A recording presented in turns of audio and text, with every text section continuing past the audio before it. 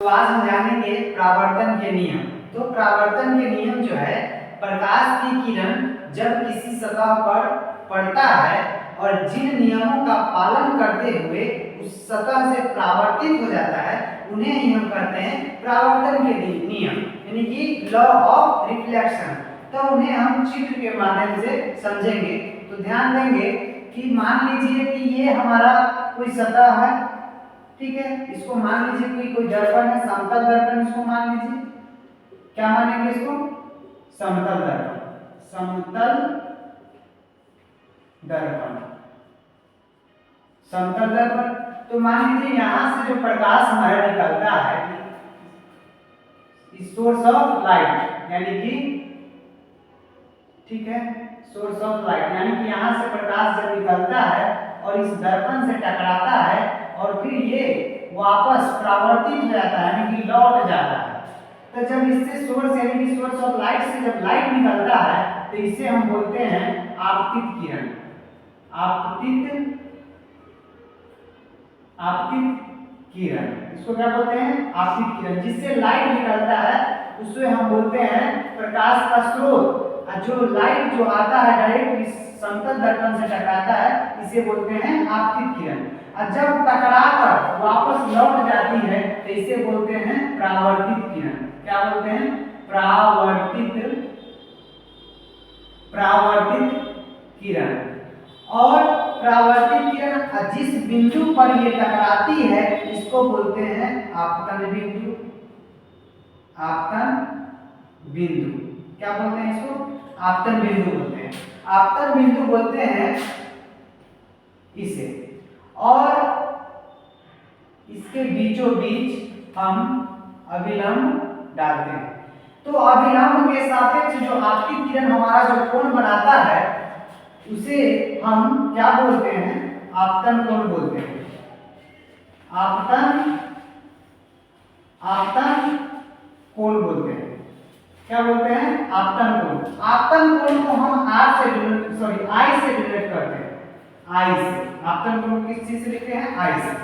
और ये जो हमारा है अभिलंब के साथ जो हमारा एंगल जो बनता है परावर्तित किरण का, इसे हम बोलते हैं परावर्तन कोण। क्या बोलते हैं? परावर्तन कोण। क्या बोलते हैं उसे? परावर्तन कोण बोलते हैं। इसे परावर्तन कोण बोलते हैं, जिसे हम आर से डिनोट करते हैं।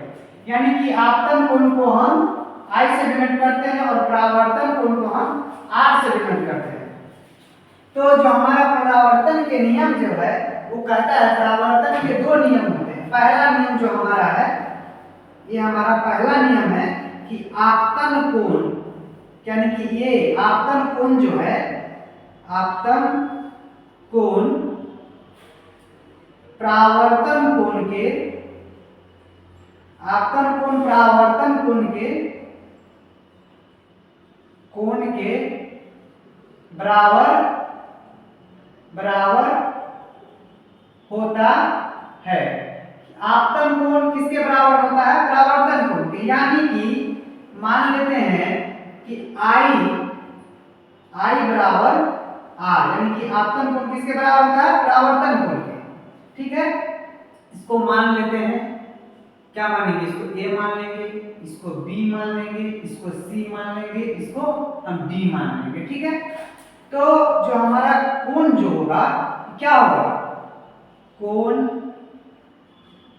ABD इक्वल टू I होगा, कॉमा कोण CBD इक्वल टू R होगा। ठीक है, ये कोण को हम रिप्रेजेंट कर रहे हैं। जो हमारा दूसरा नियम है कि आपतित किरण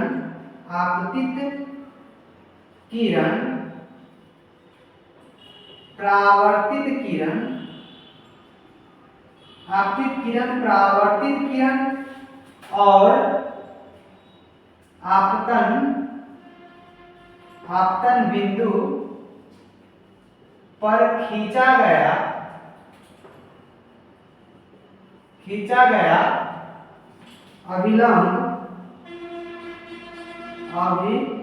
अभिलंब तीनों समतल, एक ही समतल पर होता है। आपतित किरण, परावर्तित किरण और आपतन बिंदु पर खींचा गया अभिलंब तीनों एक ही समतल पर होता है। इसको बोलते हैं अभिलंब। क्या बोलते हैं इसको? अभिलंब।